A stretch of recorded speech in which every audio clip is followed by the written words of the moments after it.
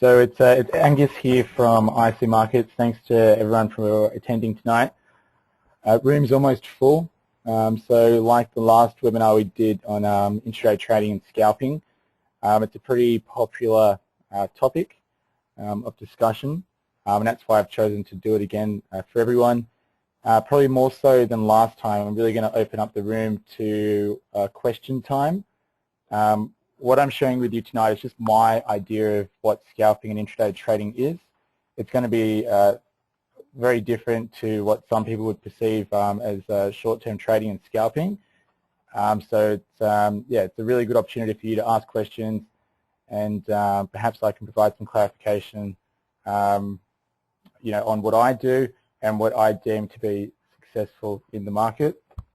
Before we go any further tonight, there's a disclaimer on the screen. If you'd all just have a quick look at it. Essentially, trading FX or any derivative is risky business. If you are going to do so, it is recommended you seek independent financial advice before doing so. And you can get a PDS, product disclosure statement, from our website. So an overview of what we'll be discussing tonight. So I'll show you our Vimeo page quickly. Tell you a little bit about the euro dollar. Candlestick analysis, just very brief. We do have other webinars which cover candlesticks, and there's plenty of material online to help you understand them better. So I'm not going to go too much into them, just a brief overview.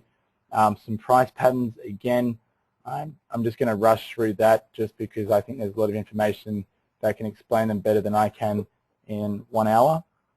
Indicator heaven, you'll see what that is in a second. News order flow, which is just referring to just news feeds and digesting order flow information in order to make decisions. Using news and order flow to identify market sentiment and using that to influence our trading decisions. And then probably what I'd like to spend most of tonight doing is just going through the euro, just some charts, probably about the last week of price action, and opening up the room to questions. You can't speak. I'm the only one who can speak at the moment. If we have everyone on microphone, it gets a bit echoey and a little bit confusing. So you can type in questions in the question box. I'll be able to see them. If I can, I'll answer it as I'm going through the presentation. Otherwise, we'll just go through all the questions at the end. It might be best if, while I'm going through everything, you write down questions on a piece of paper, and that way I can, or that way it'll be fresh in your mind. You can remember to ask me, and I can go through it in a lot more detail towards the end when I open it up to questions. So our Vimeo page, this is where you can find previous webinar recordings that we've done. Okay, so last week we did one which was called Eliminating the Confusion Factor. I'd really recommend that you have a look at that if you haven't already, or if you weren't there last week. Michael Brook from Trading State, he did go into market manipulation and some price patterns that he looks for. Me and Michael get along really well because we both look for the same patterns in the market, and that's why I'm always happy to have him speak with us. I'll be talking, I look for similar patterns, and so you'll hear me talk about them tonight. But if you do want more, I guess, clarification on them, perhaps it's a good idea to review that one from last week. Another one, the structure of the Forex market, I do go into a lot more detail in it, discussing how brokers work, how the interbank market works, how orders work. So that can really assist you if you want to be a short-term trader as well. And then the last webinar we did on scalping, that's online as well. And I do go into a bit more detail on some of the candlesticks and price patterns in it. So the euro dollar, personally with me, the euro dollar, which just to clarify stands for, you might know it as EUR USD, so the Euro USD. But yeah, it's a real love-hate relationship that I've had with it for on and off 5 years now. I did what most traders would do, and I chop and change between every currency that's in the platform. And then I just decided after a workshop, actually, when one of the traders there, he said that he only trades euro dollar, and I said, well, if it's good enough for a professional, it's good enough for me. Most people I speak to on a daily basis, they trade the euro. If not exclusively, it's definitely one of the favorites. Sitting where I sit and seeing the trade volumes come through daily, it's definitely the most traded currency on our platform as well. So yeah, it's definitely most popular. I'd attribute a lot of my adolescent hair loss to the euro dollar as well. It's definitely something that can give you a headache. It's definitely the most volatile currency out there. It's got a really big daily range, which means that for intraday traders like myself and many of the people in the room, it provides the most opportunity. The euro, and this kind of touches on what Michael spoke about last week with regards to market manipulation. It's a real game within a game, so you're always second guessing your decision making, and you're always thinking about what are other people doing, and that's the way that I try to trade. It's kind of like a game of chess. So you're always thinking about what the opponent's doing. In this case, you could call it the market, you could call it a hedge fund, whatever you want to describe it as, but it's a game within a game, and it takes a long time to kind of figure it out and figure out where you fit in that game. If you're a trend trader, if you're a short-term trader, revert to the mean and so on. The game within a game also relates to searching for liquidity and stops. So big players in the market, people that are moving large sums of money, these people are looking for places where they can, or basically where there's sufficient liquidity to fill the size of their orders. So when a large player is moving into the market, if they just start buying, sure enough, the euro is going to rally, or it's going to move higher, and this means that their system is less profitable. So if they can buy when other people are selling, then it makes them incur less slippage or zero slippage. Okay, so these people are searching for liquidity, and those are often areas where there's lots of stops. We'll touch on that a bit later when we go through the live analysis. My idea of scalping, and this isn't probably in sync with a lot of people out there, but maximum risk per trade would be 1%, and maximum stop distance would be 10 pips per trade. Ideally, when I trade intraday, and if I'm scalping, 10 pips is my absolute maximum risk. My average loss, I was looking at my stats earlier, is my average loss works out to be around 4 and a bit pips, and my average gain would be close to 10, so it's a bit over 9. And that means that my average win is twice my average loss, which is, I guess, ideal for this kind of trading, because it means I only have to get half my trades right in order to make money. Actually, less than that. But I'd never ever, or I very, very rarely take a 10 pip loss on a trade, and I try to close out trades as soon as possible if I think it's going to go the other direction. Scalping is something that's really only available through an ECN broker or a DMA broker. If you do try it with a market maker broker, you're just going to have problems. At the start of this year, I actually I opened up a brokerage account with several other brokers in Australia and one in New Zealand, just to test the execution facilities and just try to learn from what how they operated as well. And the results weren't all that positive, and although it started off really good, tight spreads, etc., after a while you find that the execution begins to slow down, and that's when you start having problems, because when you're scalping, you're in a trade for anything from, I've been in trades for under 15 seconds to a couple of minutes to sometimes half an hour. But basically, if a broker sees that you're in trades for less than a minute, then they're going to lose money on the trade. They're not going to have the ability to hedge it, and you're going to be a risk to their book. So only through an ECN or a direct market access broker, not through a market maker broker. How do you know the difference between the two?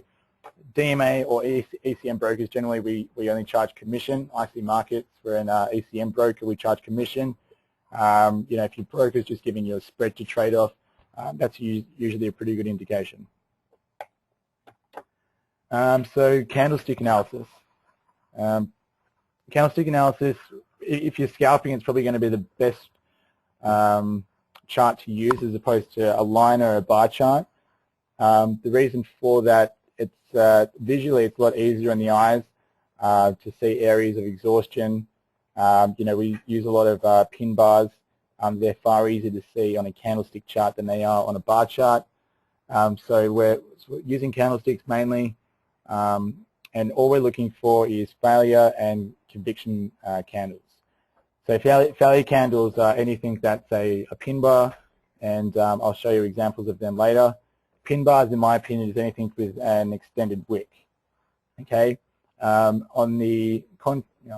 on the opposite is the conviction candle, and the conviction candle is anything that has a full body. Okay, so it has very little wick, right? So very little wicks at either end, and generally a conviction candle will either engulf an existing candle, or the range on the body will be, between probably, between 1.5 to 2, 3 or more times the size of the existing candle. Okay, so it generally encompasses many of the existing candles before it, and this basically tells us that a trend change is imminent, especially on the higher time frame. So conviction candles on the small time frame. So conviction candles, especially to pick a breakout, are extremely effective. Okay, so a failure candle, we're looking for a new high or low to be established on the chart. There are certain conditions which can make these more powerful. So if a new high or low is established and it takes out a previous low or high, it makes it a lot more powerful. And the previous low or high can be days before, hours before, but generally the longer period of time between the last high or low, the more powerful the area becomes when it pierces it and then fails at it. Okay, the reason for that is because we want to trade where what I was talking about before, the search for liquidity. So all traders put their stops beyond highs or above highs and below lows. Okay, so a stop loss basically means it's a market order to execute when that level is reached. So if you want to buy the euro, okay, you want to put a buy order in, when everyone else is selling. So if a low is breached, and I'll definitely show you this on the chart, but if a low is breached, it means that stop losses are going to get triggered, okay, and there's going to be a whole flurry of sell stop orders hitting the market, okay, which is great. When that happens, that's the ample opportunity for a large trader to move into the market, because they're going to move into the market. They're going to have minimal market impact because all the sell stops are going to or their buy order is going to absorb all the sell stops that are hitting the market. Okay, so when everyone else is selling, they're getting closed out of the positions. Big traders would be moving in and absorbing all that order flow, in the anticipation that it's going to move higher. So that's why a low or a high that takes out a previous lower high is more powerful for this kind of trading. Any area that we have an extended wick or a price retracement, what about the price retracement greater than 50% of the candle? So if 50% of the candle is exposed or there's 50% wick, then that would kind of imply a failure candle. No, I'm not showing any photos of charts just yet, Peter. I'm going to go through them in a minute. But if you write down questions, I can clarify any of these points on the chart if you're not getting something. An ECN broker, let's cover that question at the end. So again, just on conviction candles, so it's engulfing, and therefore it's encompassing one or more of the previous candles, and its body should be at least 1 to 2 times that of the existing candles. Okay, so a conviction bar, and this is why price action and candlestick analysis is so much more effective than indicators. An indicator is always going to be extremely lagging, right? So if you have an indicator like average true range, so it's going to give you the average range over the last couple of bars, however many you tell it to. And with that, with a breakout, you'll have one conviction candle telling you to get into the trade. No indicator can tell you that conviction bar is 3 times the range of the last bars, for example. You can get an automated trading system or an expert advisor to do that, but no indicator out of the box in MT4 can actually tell you that. So that's why with scalping, which is extremely short-term and extremely fast, we don't use a lot of indicators because indicators are going to give us a lagging signal, and we're going to be one step behind the action. Okay, so price patterns. Price patterns are to be used in conjunction with candlestick analysis, and we identify price patterns on the charts, and then we use candlestick analysis to I guess give us better entries on these patterns. Okay, so if we can anticipate patterns as they are forming, then we can get better entries and exits on trades. Better entries and exits on trades essentially means that we can use a tighter stop loss. Okay, so tighter stop loss means that we can have better risk to reward. It means that we can make more mistakes on our trades and just get one right. It'll make up, for a whole heap of them. Okay, so we use price patterns to give us context as to where the market currently is. Okay, and then we use candlestick analysis to, define entries within the price patterns. I've already marked out a few levels on some of the charts that we're going to look at soon. Probably the most, or one of the most important patterns I find, and that I thought was really valuable when I first started to use price patterns in my analysis, is the head and shoulders pattern. Head and shoulders pattern is probably like one of the oldest patterns around, especially for technical analysis. It's just it was one of the very earliest, and it's been such a powerful indicator of reversals. But I think it's often overlooked in people's analysis because it's such it's kind of like a stereotypical pattern.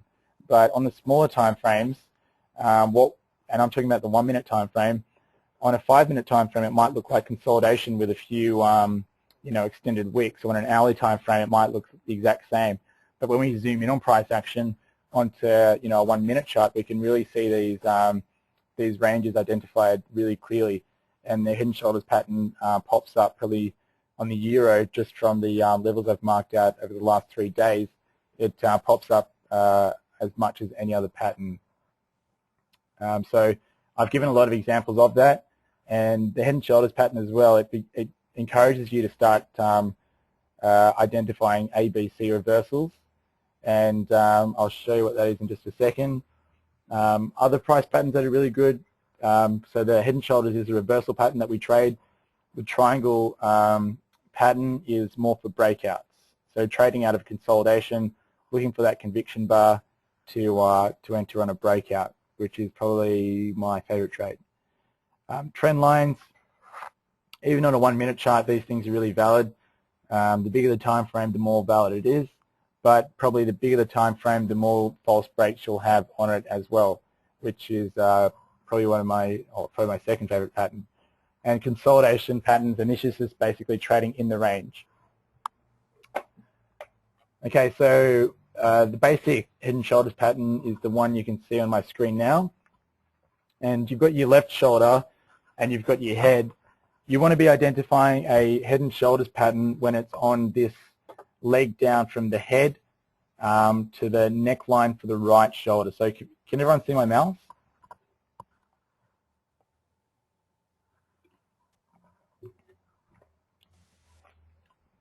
Okay, you can see my mouse, perfect. So this leg from the head down to the neckline is where you want to begin identifying that it's a head and shoulders pattern. So what's really important about this pattern, and it doesn't, I call anything with a, anything that looks remotely like head and shoulders, that is called a head and shoulders. Just to put it in that, area. But this pullback, okay, because we're looking for a retracement, right? So we don't want to enter long on this move up to the head. If we're going to go long on anything, we want to wait for the pullback. So a lot of the people in the room know it as cycle 1 and cycle 2. However, if we have a pullback that is greater than 100% or close to 100%, it can imply that a reversal is imminent. Okay, so 100% is the bottom red line that we can see here. That's an 100% retracement of the previous move. So left shoulder, comes down to what is now the neckline, okay, moves up to the head. So the neckline to the head is equal to 100% retracement. If the move from the head is 100%, or even around 78%, or even greater than 100%, then that sets up a reversal, okay? And we can't go short down here. We have to wait for it to retrace, okay? So it's always about waiting for confirmation. So what we want to do, once we can see that it's retraced close to 100%, anywhere in that ballpark is fine, we then want to begin identifying that left shoulder as an area of resistance, okay? And we know that that area of resistance, is going to make the right shoulder, and then we can, begin identifying reversal trades, okay?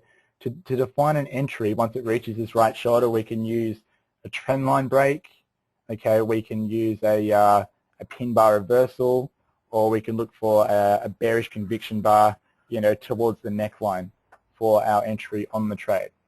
But this leg from the head down to the neckline for the right shoulder is the most important, and that's the one that you always want to be looking for. So even if you don't call it a head and shoulders pattern, you just want to be looking for how deep is the retracement, and if retracement is ever 100% or thereabouts, then you know that it could set up a reversal, okay, and that head and shoulders pattern could come into effect, even if you don't want to call it the head and shoulders. Indicator heaven's a chart that I use, and I use it not because I like indicators, but more so that I can see what other market participants are looking at. So everyone, or most people use indicators in their analysis. So they'll use a combination of moving averages and oscillators. They're the most common type. And I actually do use Bollinger Bands a little bit, but yeah, Bollinger Bands are another, I guess, indicator that I use in my chart, kind of to look for areas of exhaustion, to define whether the market is range bound or trending, and also because they kind of look good. But I use indicators on my chart just to identify, or just to see what others are seeing, and in doing so, I can kind of get an idea as to where other traders are entering the market, and I don't want to necessarily do the exact same thing as them, but I can use that information to guide me as to where they would place their stops in the market.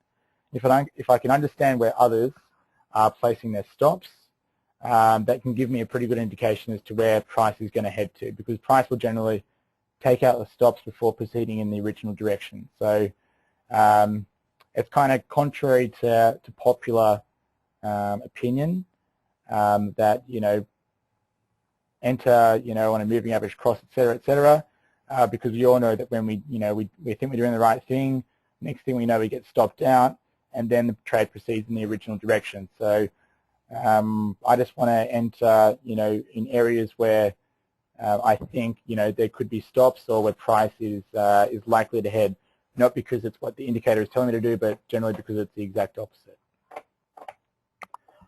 News order flow. So this is probably the most significant indicator that I would use in my trading, apart from candlestick analysis and the price patterns. So I use two new services. I'll just bring them up on the screen now. Okay, these are paid services that you'll have to subscribe to. The first one you can see on my screen now, I believe. So this is one that it's called MNI, so Market News International. It's called FX Prime, and I think it's around, what is it, £35 a month, or 35 euros a month, around that area.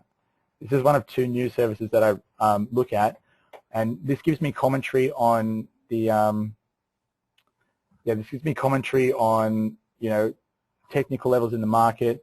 It'll tell me stop levels. So if there's dealer chat, they'll say stop levels touted at this level, and generally price will head towards that level. Otherwise, it'll say offers here, so that means sell orders in the market, or bids here.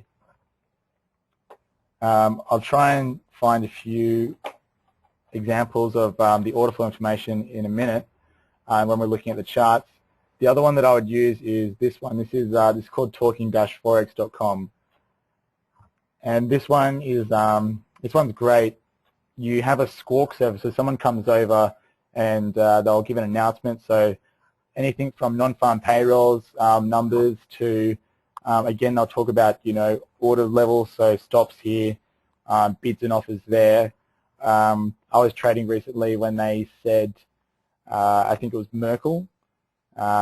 Merkel said, that's the German chancellor or finance minister, she said or was heard saying that they would commit an extra, I think it was like 200 billion euros to the European Stability Fund, the ESF. And as soon as that happened, the euro rallied 30 pips. And if I didn't have that news feed, I wouldn't have known what was going on, and I would have missed out on the trade. But because I had it, I didn't even look at a chart. I just bought straight away. And, the easiest pips I've ever made. And so the news service, more than paid for itself in that particular month, just off one announcement. But two things, they just keep you, up to date with any information that's going on. I get a lot of calls throughout the day, kind of, not so much complaints, but just people, they've been stopped out on a trade. They weren't aware of a news announcement that's come out, and this has adversely affected their position. So this is another reason why I only look at one currency pair, because the more currencies that you look at, I guess the less you know about each particular currency pair, and I guess the less informed decisions that you're making. If you've got a longer term strategy, it might be well and good just to, stay distanced from all this news information, but that's because you've got stops so far away that, this intraday price action isn't going to affect you. But if you're trading intraday, then it's really imperative that you have a really detailed understanding as to the fundamentals of the currencies that you're trading, and any news that's coming out for it on that particular day, and anything that could affect the position. So that's why I use these two services, and I think I kind of would say that it's almost like driving, without headlights, without having these services. You don't have the confidence to stay in a trade when you should, if you don't know the underlying reason for the move on that day. And generally, you'll just leave a position sooner, and you just enter trades with a lot less conviction. So if you know that a news headline has come out about Greece, which it very well could do in the near future, let's say about a default, and you see the euro falling rapidly, but you don't know why, then you might take profit after 50 pips when it in fact falls several hundreds. And just technicals don't have the ability to show this information. The only way that you would find this information is from actually looking at the news. Market sentiment. So market sentiment is it's kind of it's looking at the news flow that's coming out and then determining which way the liquidity is stacked for that particular currency pair. So basically what this means, and this is covered in the structure of the Forex market webinar, but basically if, as an example, the Greece announces that, or there's just rhetoric about Greece defaulting in the headlines. If that was the case, you'd expect there to be less buyers than there are sellers in the market. So basically what that means is there'd be a lot of sell interest in the market, and that would cap any upside moves in the euro. Okay, so market sentiment in this case would indicate that there's less buyers than sellers, okay, because no one wants to be on the wrong side of that trade, and therefore we can expect the euro to come lower. So it's basically digesting news flow to determine which way the sentiment is for that particular currency pair. So support is support we'll just define as limit buy orders. So when we talk about buying or like buy liquidity, it just means that we have a lot of buy limit orders in the market, and the more buy limit orders there are in the market, the harder it is for the price to pierce through that level and fall lower, and vice versa for resistance.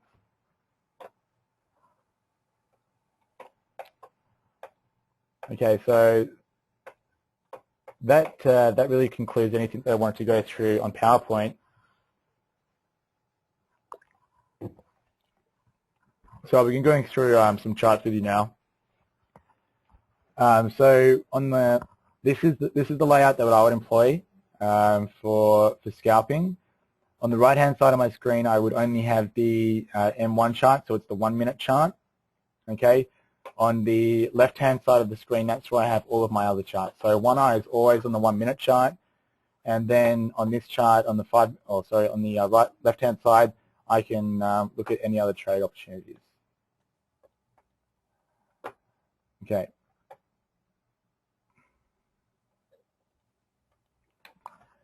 All right. So on the left-hand side of the page, we can see the market watch board. Okay. So in the market watch board, I remove all the currencies except for the euro. You can see the Aussie in there because I was watching that a little bit earlier. But yeah, I remove anything that I'm not using from the screen. I don't have download programs going in the background because I don't want to slow down the computer or the speed of my internet connection. I just want everything to be as smooth and as fast as possible. Okay, so I only have charts up of the euro dollar, and I only have the euro dollar, and in this case the Aussie, in my market watch board. I remove the navigator because if I've got the navigator on the left-hand side of my screen, I'll just bring it up. It means that I've got two smaller charts as opposed to two big charts. Okay, the market watch board is really, really important for scalping. Okay, the reason for that is because the market watch board shows a timer. So right now it's 9:02, 49:50. Okay, so it's about the end of the minute. Okay, so I know at the end of the minute, usually if I'm going to enter a trade, I would do so at the end of a minute. Okay, I'd wait until the first tick of the next bar before I actually entered. Okay, it's now 9:03, so it is 3 minutes past the hour. That means, this is going to sound really stupid, but that means we've got a whole hour of price action before the hourly close. And I actually wanted to get onto the live analysis before the hourly close, just so you could see how price moves at the end of the hour, but I've missed it. But we've actually got a really, really good setup tonight, thank God. Last time I did this presentation, it was the worst trading night you could possibly wish for. But yeah, so I just get straight into the analysis now. When you first sit in front of the screen, usually you would want to do a top-down analysis. So that basically involves looking at the high time frames and then working your way down to the smaller time frames. Usually you wouldn't place a trade for, at least a good 15 minutes or before a good 15 minutes of analysis. Usually if I do that, if I place a trade before that time, it usually works out, for the worst. So it's just a little rule that I adopt, and probably something that everyone should employ as well, just so you can get a good understanding of the news in the market and all the technical information that you need to absorb. So the first chart I've got up, this is the Euro-Dollar daily chart, okay, and this is what I call indicator heaven. Okay, this is probably the most junk you could see on a chart, and yeah, it's not a pretty sight. It's confusing, and it really distracts you from what's really actually happening on the chart. But here we've got the 200, the 100, and the 50 period exponential moving average. Okay, and we can see price will generally move to the moving averages before continuing in the direction of the original trend, as it did in the middle of the screen. Okay, so right now all I'm seeing is a downtrend in the euro. It's pulled back to the moving averages. When we go to the smaller time frames, we'll start to see that it's looking a little bit toppy. But that by no means means that we're only going to be looking for short trades, because we're short-term trading. Okay, but overall your analysis would suggest that it's looking like it wants to head lower, as the trend has been lately. Next chart to look at, I don't have a 4-hourly chart, I don't think. Here I do. Okay, 4-hour chart as well. I'll just make it a bit bigger. So 4-hour chart again, I'm employing the indicator heaven chart for this one. I also have just a plain price action chart for the 4-hourly as well, just so I can see all the levels a little bit clearer. But just going on what we talked about earlier, and that was the head and shoulders pattern. Here you can kind of see that right now, this last leg down, where my mouse is now, it's not pulled back 100%. but it's pulled back probably close to 60% of the last move. Okay, and again, this is a bit of a toppy pattern, but it doesn't mean that we're only looking for short opportunities on the euro, because again, we're short-term traders. Moving down to the hourly time frame now. So hourly time frames, apart from the 1 minute, it's my favorite time frame to look at.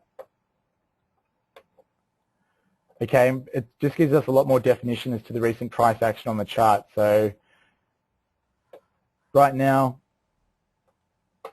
we can see what's happened so far today. Now, I did mention pin bars earlier, okay, and one thing I said about pin bars is if they pierce a level, it makes them a lot more powerful, okay, and that's what we've seen here at the start of today's session.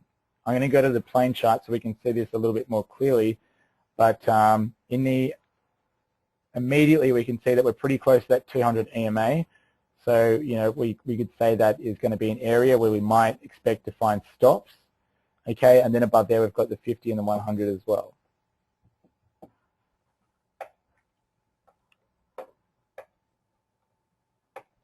Okay, now we go down to this is just the plain price chart for the hourly on the euro. Okay, now we can begin to look for those pin bars a little bit clearer. Can everyone see the chart clearly? It's got a grey background, so it might not be as clear to see.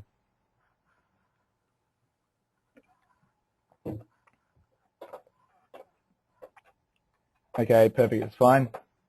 Okay, so here, earlier we've actually got two pin bars, and that's just at the time GMT is that? That is at, so 0600 and 0700 GMT, so it's just, I guess, as Europe's coming online, which is really good as well. Okay, so what I mentioned before was pin bars are most powerful when they take out a previous low or high. Okay, so the low on the chart in this case is here. We can either define the low by the body of the candles, and they usually contain the majority of price action. Otherwise, we can go by the bottom of the wick. Usually, I like to go off the body. That kind of, in my opinion, if the majority of the price action, wherever that is contained, holds as the most significant in my eyes. But you'd expect stops to be, hiding below these lower levels. Okay, so price breaks down below the low, okay, and then it rebounds. Okay, it closes, price goes back down, retests the low, okay, and then it finishes above that level again before it reverses, okay. And this is like some people call it a pin bar reversal, others call it a fake out, but it's probably one of the most effective short-term trades you can possibly do on the euro. What I'll do now is I'll go down to the 1 minute chart, and I'll just show you what that looked like on the 1 minute chart before we go back into identifying price patterns in some of the time frames. So on the 1 minute chart, so that occurred at 0600 and 0700 GMT. That were the 2 hourly closes where we saw those 2 pin bars.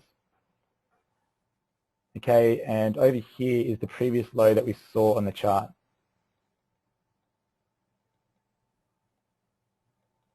Okay, so the previous low is at 131.44.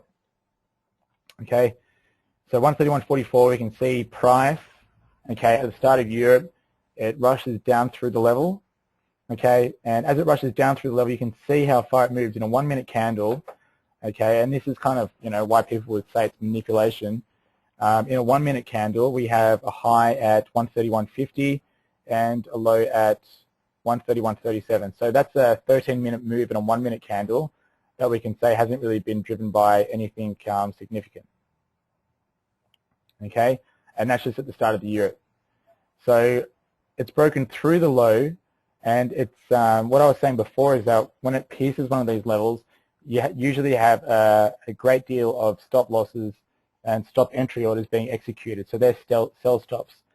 And when you have a large amount of sell stops or stop orders in general being executed at the same time, that will usually cause very, very fast price action. So you'll see on the small time frames especially, you'll see bars that are the range in the bar is a lot greater than the previous bars before it. So the previous bar before that 13-minute range on that 1-minute candle that pierced through the level, the previous bar's range was 131.50 to 131.52.7, so it's 2.7 pips, okay, which is nothing. Okay, so it's about 3 pips. So you can see all the candles, early Asia, mid Asia, etc. The range is really low, and then all of a sudden you've got that, out of nowhere. And that's purely because the stops have been triggered, and that's caused, price to go lower in a real hurry. But then what you have down here below the lows, you have all that that sell volume being absorbed. Okay, and we can see it's been bought off pretty aggressively off the lows in the space of well, that was actually the low occurred at 6:31, and this is a really important point to make. So if you take one thing out of this presentation, let this be it. When you have a move on an hourly candle, okay, so on this hourly candle, if you saw this move, okay, by halfway through the hour, the hourly bar had traveled from 131.61 to 131.26, okay? So, yeah, it's about like, what's that, 30-something pips, almost 40 pips, okay? And that 40 pip range from that hourly bar, given the time of day, is significantly greater than the previous bar's range before it. When you see price move really, really quickly at the start of the hour, my first impression is, what are the odds of it consolidating for the rest of the hour at that particular low point or high point? So that's what I think about. I just think of the probability of it actually hanging down there for that long. And I say to myself, chances are it's actually going to reverse somewhat, and then, it might reverse again and finish at the low or the high. But there's no way it's actually going to consolidate at the low or the high of that candle, if it did it so early on in the hour. And that's why I really look at the market watch board a lot, and I really try to identify, or I try to look at how far a bar's moved, given the previous bar's range and the amount of time that's passed in the hour. Okay, so on that 1-minute time frame, just heading back to it, at 6:30, so halfway through the hourly bar, it's already moved in excess of the bar's average range. Okay, so the odds of it staying down that low are pretty damn low, unless there was something really significant about to come out in the market about the euro, or just just some important news item that was coming out. Okay, after that we can see that it got bought off the lows pretty aggressively, and 7 o'clock. Okay, so it's 7 o'clock, and generally you'll see the most aggressive price action, I find anyway, in the last 15 minutes of the hour.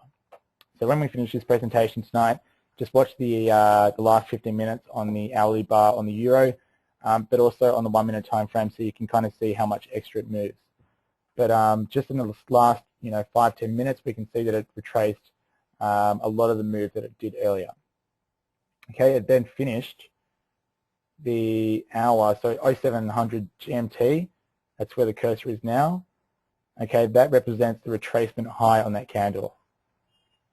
Immediately after that, so the start of the new hour, first tick, the first minute, and then reverses. Okay, and that's kind of like a bearish conviction bar, but not entirely, because it doesn't cover the existing. It doesn't completely engulf the existing bar, but either way, it's not the most positive sign to see. Okay, thereafter we see it retrace, or sorry, we see it pull back and it retests the low. Sorry, just to clarify, can everyone hear okay? Just got to mention about the volume fading.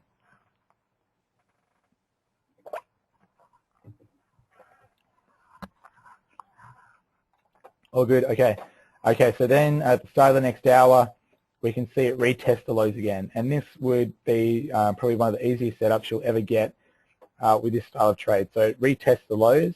It doesn't make it the whole way there, but I'm going to guess it was about 78%. Yep.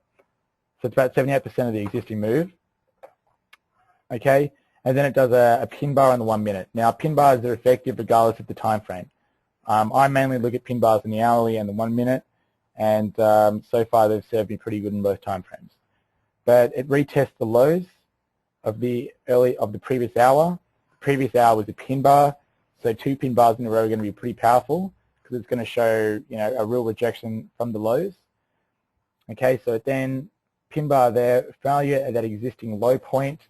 Okay, we see it consolidate. That's a pretty good idea for me to get long. If you don't have the confidence to get long, just on that initial pin bar that we see here on the chart, we've then got a white, so we can see this white bar here. This represents a bullish engulfing bar. So this is our conviction candle that I was talking about earlier. So we've got a pin bar, so it's reversal, and then we've got a conviction bar telling us to go long. Okay, so that's as good as an entry as you'll ever get. The risk on this trade, if you took it, let's say you entered here, so 131.37. The low here is 131.29. So let's say you used 10 pips stop loss. Your risk on the trade is 10 pips. Okay, so that's pretty low, and that's the maximum that you would ever go in this kind of trade. If you entered long, as soon as that bar closed, that pin bar, 131.34. Okay, the low again is 129, so it's basically 130. So yeah, you're going to squeeze in a stop loss of sub 7 pips, even tighter if you know that camp. Okay, but that preceded the move that we saw on the euro over the next couple of hours. So if you entered in those 2 areas, which are pretty high probability, okay, you've got a risk of around 10 pips maximum. Okay, I just had a question: where do you exit? Yeah, good question. So 2 reasons why you exit a trade like this. Usually what I do is if I get 10 pips in a trade, then I'm out if I see a reversal candle. Sometimes you get a trade, and I usually wait for the close of the bar as well before I would exit it. Okay, but usually if I see a reversal bar, I get out, even if it's within 10 pips, even if it's within like 1 pip of my entry. And this is on a 1 minute time frame. Otherwise, I would automatically take profit at 10 pips. If I've got a lot of faith in the move and I believe in it because of the news flows coming out, I might just kind of close my eyes and be prepared to take 1% loss in the trade because I'm that confident in it. But here in this case, if you move your stop loss to break even on these trades, generally, as we saw here, it kind of retested before it moved on higher again. So usually what I like to do is I like to take profits pretty early and then begin identifying a re-entry on the trade, so another area for entry on the trade. Okay, if you did enter the trade at 10 pips in this one, which you may have been able to do, probably not, but let's just say you got out up here for the sake of it. You could have re-entered just up here, and I'll show you why. So here is it's what we call like a triangle consolidation pattern, and immediate things that you would be thinking about on the 1 minute time frame just here. Okay, we've got 1 pin bar. Okay, price has made a new low, and we're going to make another pin bar on the next hourly candle as well. So next hourly candle finishes all the way up here. It's all the way up here. So here at this point, we've got a breakout from this area. Can you all see that?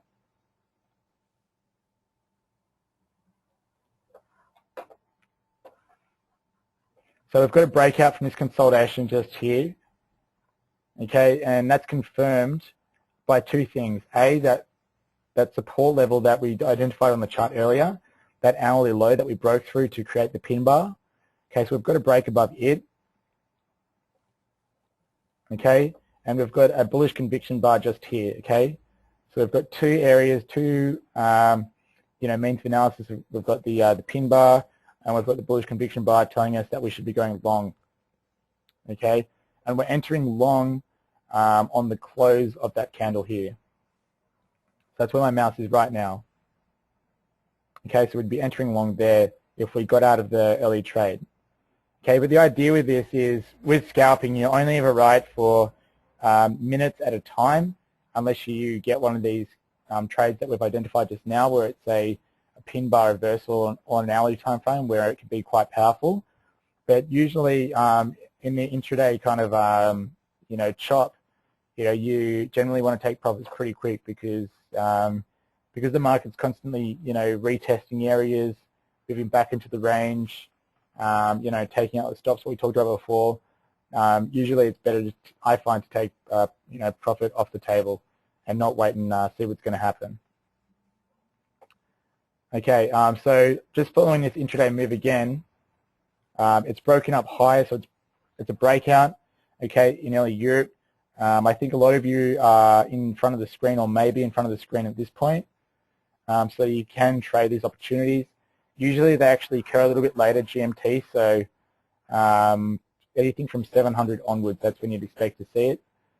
So to see the hourly low or the break or the false break so early on at 0600, it's just not something that you'd see every day.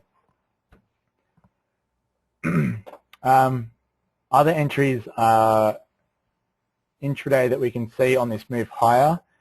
You don't really have one in this consolidation here, but the next one up, okay, where it is drew the trend line. So this represents a triangle consolidation, and we can trade a breakout out of this. Okay, at what point do we decide to go long on the breakout? We wait until we see this bullish conviction bar just here. Okay, out of the pattern, out of the triangle consolidation pattern. Okay, out of the triangle consolidation pattern, as soon as it closes, that's when we'd be looking to enter long. And because it's a breakout from the pattern, we can actually just put our stop at the low of that candle. So just let's say fractions of a pip below the low of that candle. That'll give us a pretty good entry and pretty low stop, pretty low loss on the trade. Okay, and just in that in the next minute, we actually would have made 10 pips on that trade as well. Okay, so that's the breakout trade that you would be looking for out of these consolidation patterns. And again, it's only in the 1 minute time frame. This consolidation up here at the top, you would be looking to trade it out of a break.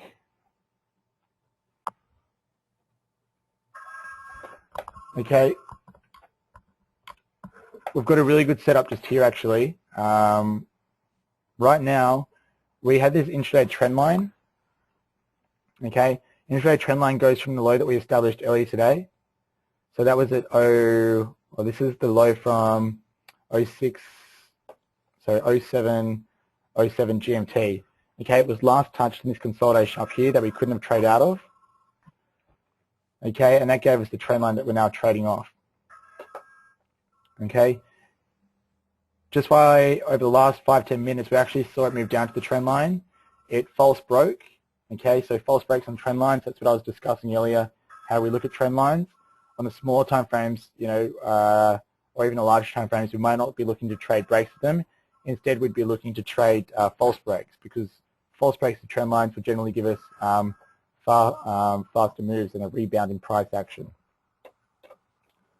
So we have this false break on the trend line. This would be our next trading opportunity. We could have entered short if we wanted to. We would have been stopped out. What we'd be looking for a short entry is we'd be looking for a bearish conviction bar as it broke that trend line. Okay. Instead, we didn't get that. We got a bullish conviction bar, implying that it was actually a false break. Okay. And if you had traded that, then you would have had a risk from the top of this candle. Okay, which is, so now we're actually just getting a proper breakout now, which is good to see. So the top of that candle there was 131.66, and the low here is 131.618. So you can probably get into stop loss there of sub, 6 pips. When we first came to this screen, I actually took a buy order on. I'm not sure if any of you saw it. It was quite sneaky of me, and it was just here. And I was being a bit smart, and I did it deliberately. I did it because I saw this consolidation up here, and I saw the candle, this close just here. I'll just zoom in a little bit.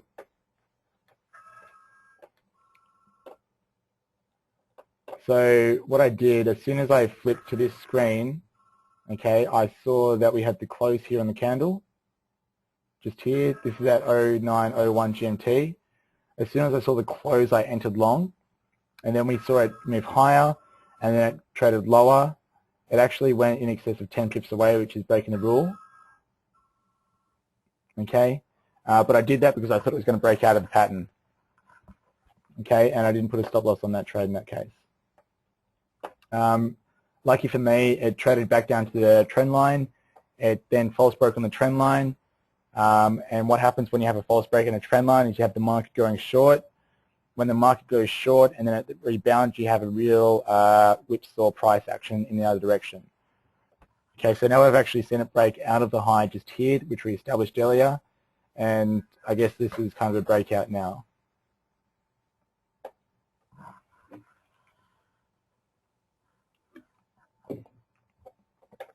Can you enter long?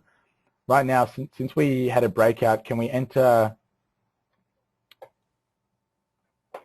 sorry, Anthony Ross, red GBP news, 827.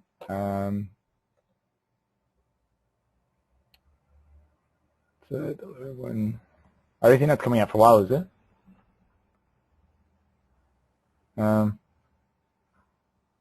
But yeah, when you have big moves like this and it's a breakout, you wouldn't want to be entering long up at the top there until you had some kind of a pullback.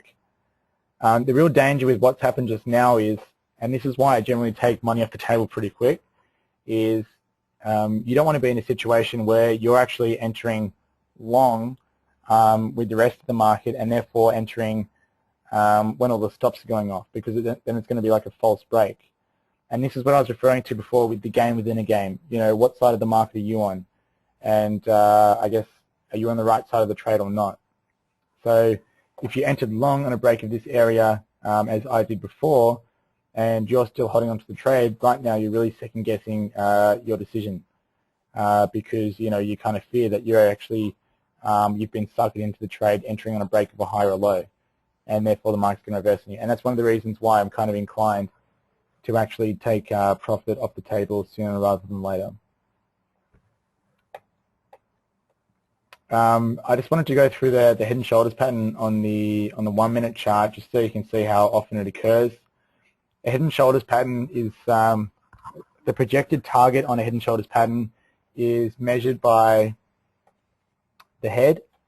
Okay, so you've got the top of the head, if we can all see the crosshair tool now, so the top of the head to the neckline. Okay, that's your projected target on the pattern. Okay, usually in most cases on the 1 minute chart you'll actually see it get close to, you know, fulfilling the pattern, but not always. But either way, it can at least tell us that we don't want to be going long in this situation and that probably short setups are favorable. Here's one example. Okay, on a 5 minute chart that'll just look like you know, just really choppy price action. Okay, here's another example, and this is all just during the Asian session today. And just should point out here, again, we have another pin bar as well before it proceeds in the other direction. We've got another head and shoulders pattern here. This one actually did come off quite well.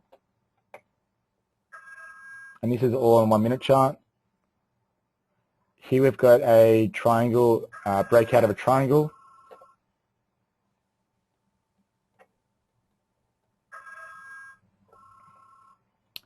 Here we've got a small head and shoulders pattern in the middle of my screen, followed by a bigger head and shoulders pattern, which if I zoom out, okay, if I zoom out, then we can see how clear that is now. So head and shoulders pattern, so left shoulder, head and right shoulder, with a mini head and shoulders pattern in the middle of that pattern also. And this is from the start of the week. But this is probably one of the most common price patterns that you'll begin to see. Okay, we can see another small one just here, in the middle of my screen now, and that one also would have come off. And that also is a false break trade as well. So this is the one that I just showed you.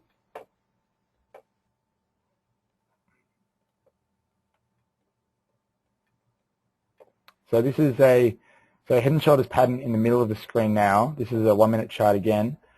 Okay, so the head and shoulders pattern is typically traded out of when it breaks this neckline here.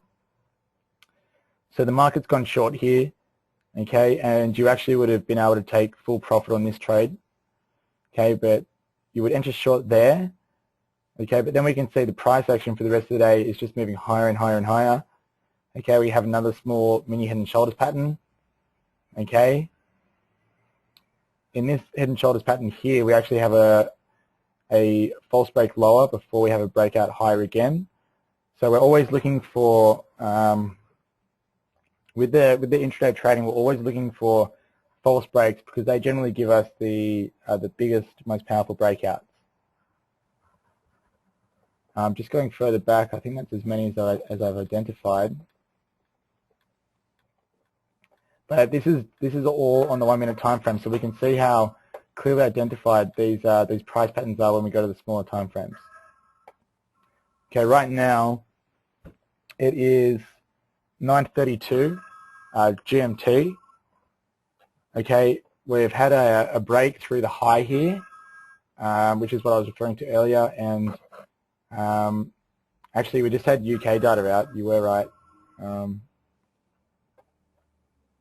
So if I go to my screen now, this is that news service I was talking about earlier. So 2030, so 8:30 at my time. That's why I got it mixed up. So we can see the news comes out here. If I had the Squawk service turned on, it would have actually announced it. You would have been able to hear it.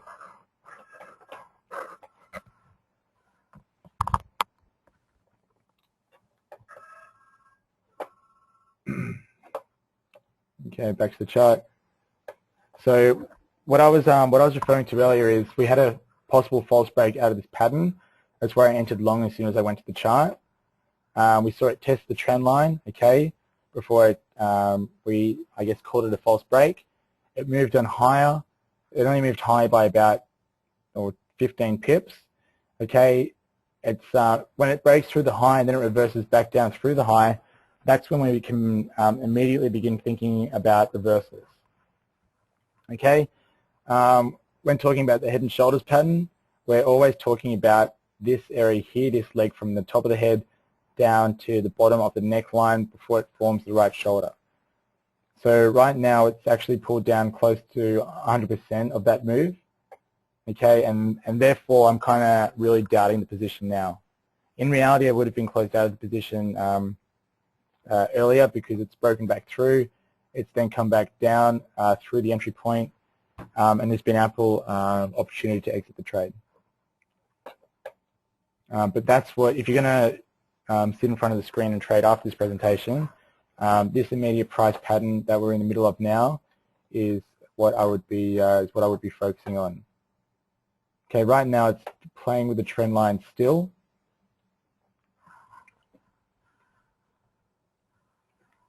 It's playing with the trend line still before it may break lower.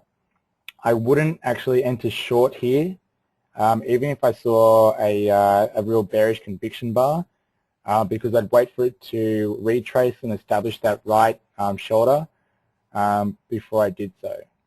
If you enter short now, it's just as likely to reverse, form that shoulder, or head higher, and you'll end up incurring a loss on the trade. So with these trades, it's often best to wait for a real confirmation of the setup that you're looking for. Okay, just a few questions. What are the MAs on your Bollinger you showed on the earlier charts? It was a 20 period moving average on the Bollinger Band, and they were 1 and 2 standard deviation. Is that indicate? No, that's not an indicator placing the text on the patterns. I just went through earlier and typed them in. On your 1 minute chart, you are not using any. No, on the 1 minute chart, don't really need indicators. Sorry, sometimes I actually do have a 20 period EMA. I'll just add that now.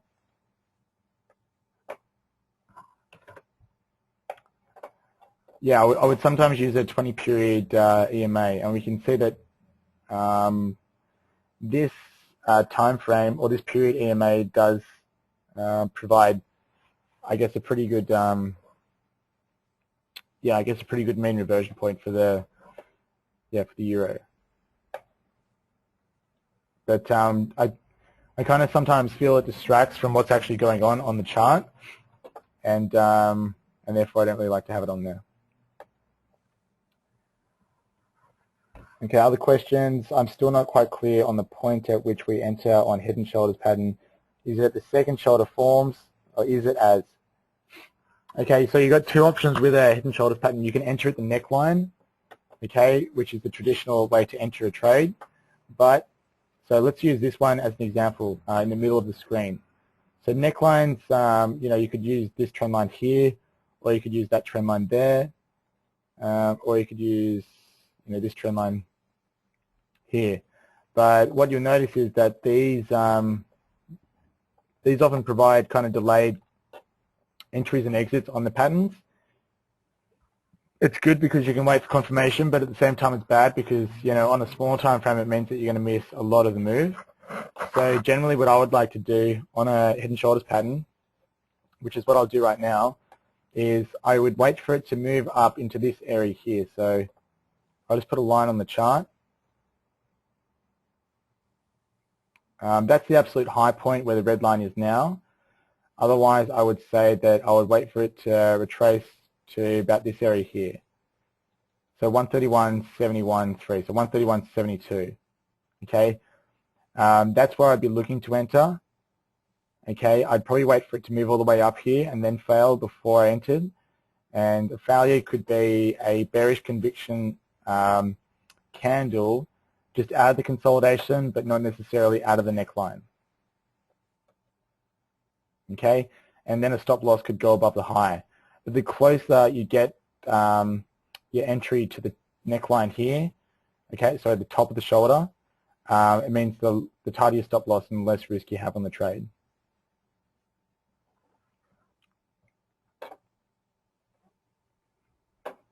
Okay, so this will be a really interesting experiment for everyone after the webinar to analyze this pattern that we're in now on the 1 minute time frame. Okay, we just saw that it's retraced in excess of 100% of the move, the previous move now. So it's taken out that shoulder line. Okay, it's now 45 seconds past the minute. Okay, and if it finishes here, I would actually look at entering long. Okay, I'm going to wait for the end of the minute.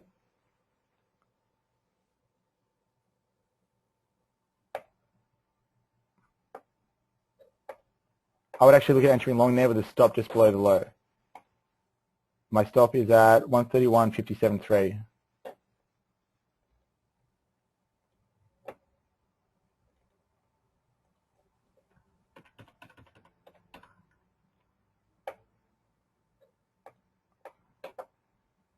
Okay, so my risk on that trade is, I know it's less than 10 pips, but my entry is 131.62.4, my stop loss is 131.57.3, so it's about 5 pips. So 5 pips in the trade, and I would be looking at taking profit anywhere from probably around 5 pips up. So I can just double click on it again, and then just go highlight 131.31, what's that, 62. Sorry, let's say 63.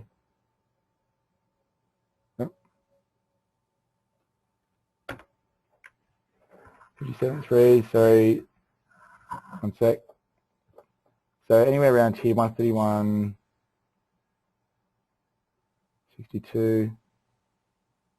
So that 131.68.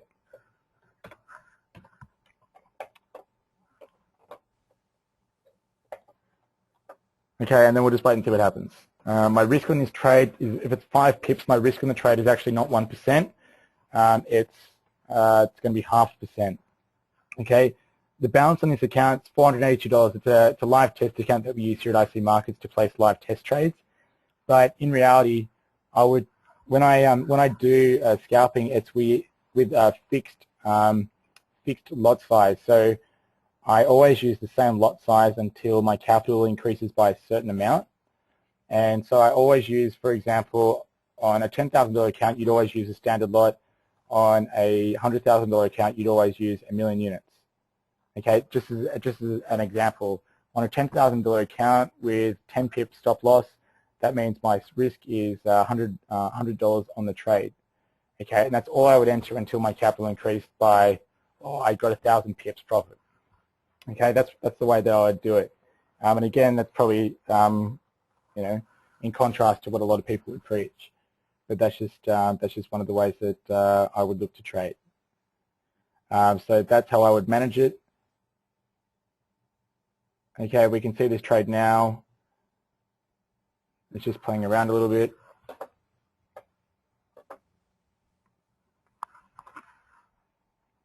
And I would keep this trade open as long as or until I hit the target. If not, if I saw this reverse all of a sudden, then I'd probably be looking to exit that trade. If I saw like a reversal candle, like a pin bar or something similar. And I generally only want to exit trades on a closed candle. On the 1 minute time frame, it's really easy to get cold feet on a trade. Okay, to get cold feet on a trade because you'll see a tick go through the market.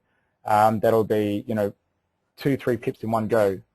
Okay, when you see that, it's really easy to get scared. Okay, so that trade just took profit, and that was the easiest trade that you'll ever get. But it's really easy to get cold feet and get shaken out of the market and close position halfway through a bar, and then you'll find it retraces, and you would have been fine. You still would have been in the trade. So long as I'm sticking to my 1% risk or less than, ideally less than, then I'm happy. And another thing that I would encourage anyone to do if you're going to be scalping, I look at my, in MT4, if you go to your account history, okay, you can, what I do this for daily sessions, weekly sessions, and then over a month, and then over the account as a whole. And so what I'm always doing is I'm always looking to see my profit factor, my average win, and my average loss, and I do that a couple of times a session. And this basically stops me from taking losses. As stupid as it sounds, but it means that it just means that I'm just, I guess, how do I put this? I'm just not taking silly trades. And I just want to keep my account statistics as good as possible. So yeah, so I'm looking at my account statistics constantly just to make sure that I'm behaving myself, and ideally in a trading session I never want to see my profit factor below 1, although it can happen if you start out with a loss, and I want to try and make sure that my average win is at least twice my average loss, and that my win to loss ratio is at least 50-50, because you do take lots of small losses with these trades, but these small losses generally mean nothing when you're when you can hold on to trades for a lot longer. So this trade that I entered into first at the start of the night broke one of the rules in that we didn't use a 10 pip stop loss on the trade, but we can see now if it goes into profit even briefly, I'm actually going to close out of the position. So I have the close order ticket up ready to close out, and please don't do it to me now, but we can see that level that we marked out, 131.71.3. That's the neckline that I identified and that I want to keep an eye on. Okay, because if it fails there, then I'd probably be looking at going short on the trade. It's now 10 seconds until the end of the minute, so this is when I'd probably expect something to happen.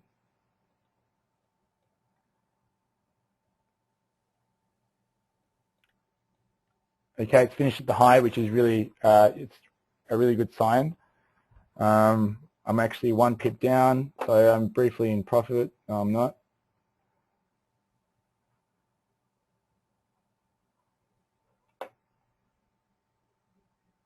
Okay, close. Okay, so I'm out of that trade, and I don't care if it goes higher because right now I've identified that as a kind of bearish setup with the head and shoulders pattern, and therefore I don't want to be in the trade, and I'm happy to get out at a very marginal win. It was 20 cents on the trade. So just, I guess if you're going to be trading after this, just keep an eye on that pattern. Watch what it does around the high here. Personally, I wouldn't be trading it right now because I think it's a little bit whippy unless I was looking for a short setup. And I think this line here, the red line, or sorry,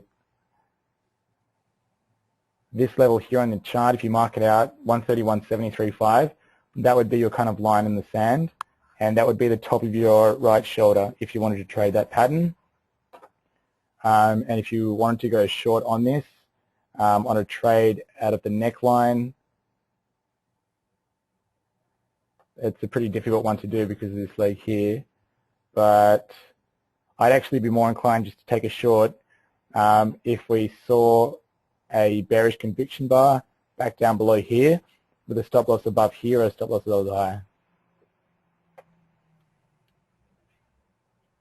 So right now it's 47 minutes, sorry, 47, so we've got 5 seconds till the end of the minute. It's now 9:46 p.m. or 9:46 GMT. Okay, so 15 minutes until the end of the hour. If we go to the hourly time frame, okay, so right now on the hourly time frame, this actually looks really bullish. And all you want to see here is you just want to see it kind of close towards the top of that hourly range. You don't want to see it close in the lower half. But if it closes at the top here, then I think it's going to be a decent move. And there you go. Any questions before we wrap it up for tonight? Yeah, Paul, that's invalidated the head and shoulders pattern. But that's what you would be looking for. You would be looking for that deep retracement. And right then, I guess that's me getting suckered into that pattern. And this happens all the time. You like always make mistakes, and it's going to happen if you trade small time frames. It's impossible not to. You get shaken out of positions. You take profits early, as I did there. It was only 2 pips profit as opposed to what would have been now probably 10. And the first trade I took 5 pips profit. So 5 pips profit instead of what could have been 25. But I honestly don't care because it just means that the exact opposite could have happened. I could have taken a loss in the trade, and I'm just happy to take what pips out of the market when I can. And that's the most important thing with this kind of trading strategy. It's more about preserving capital than hitting home runs, because if you go for home runs in every single trade, you're gonna strike out eventually. Whereas if your primary concern is preservation of capital, it just means that you'll be around a lot longer for when you do eventually get it right, and you get a really big move in one of these trades. So on that, we're over time, but that's okay. Is there any questions before we wrap it up? Thanks for 2 trades and profit total 18 pips. Like your 1 hour check, very valuable, everyone. So did you actually take those trades, Pete?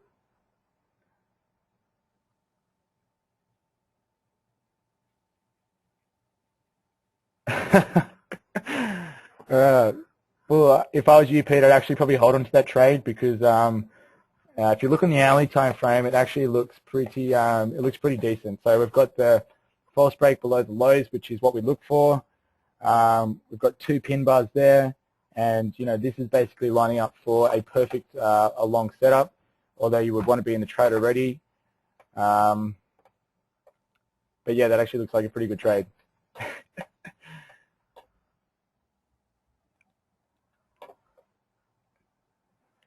So, and you can see from the session tonight, you can see that those trades aren't all that difficult. They're not the hardest things in the world to identify, but all we did then, we entered at areas where our risk was really low because we had stops or shorter than 5 pips.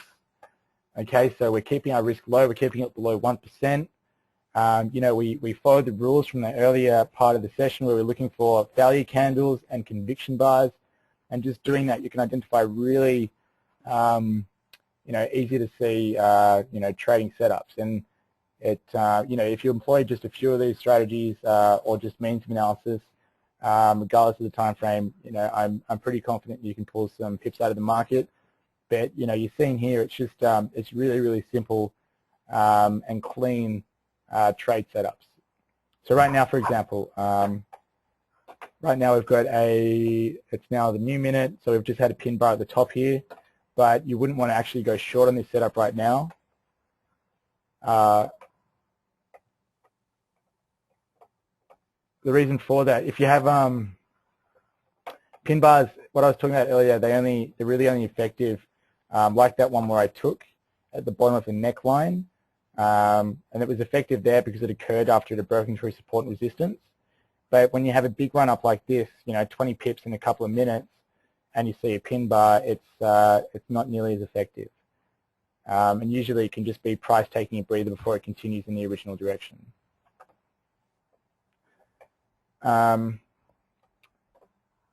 It's now not forming a new head. It's not forming a new head now. You actually have to wait for it to take or to retrace down to the start of the neckline. So looking for a retracement close to 100%.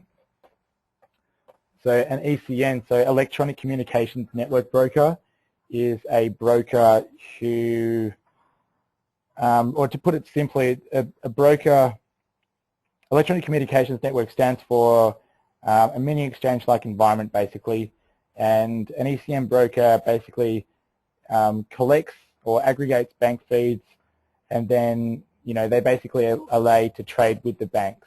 Okay, you're not really competing with their liquidity, and I discussed in more detail in the webinar structure of the forex market. But essentially, you're trading in a, I guess, in a neutral environment where your trade is thrown into the mix with the banks, essentially. And ECNs, we charge commission. We don't give you a wider spread. So people who trade on an ECN, they want a tighter spread with commission, and the benefit of that is your costs do come down through the commission, where your execution remains consistent with the spread, okay, which is the market spread given to us by the banks. Do you get a good representation of volume through the platform? Yeah, you do. The volume with Forex, the volume that you'll see is only tick volume. Okay, so right-click on the chart and go to volumes. It's not really effective on the 1 minute, sorry. On the hourly time frame, volumes, we can see that the volume spikes when there's high volatility, when there's more activity in the market. So we can see the volume has been increasing throughout today's session since 500 GMT. The volume has been increasing, as defined by the ticks. I heard, but it can vary between brokers, but I wondered if it still applies to ECN. Yeah, so volume, again, it's just ticks. So it's going to be the same or thereabouts, whether it be an ECN or not, with the volume. Okay, so thanks everyone for attending tonight. We've gone way over time. I hope you really enjoyed it. I really appreciate feedback on the webinars, so I can try and improve on them in the future. And yeah, just thanks again for attending. And yeah, please send that feedback through to myself. I'll send a recording out to everyone probably today or the day after. And again, those Vimeo recordings, I'd recommend you watch them if you want to get a bit more insight as to the candlesticks and the other means analysis that we've gone through tonight. And Adam, yes, we are an ECN broker.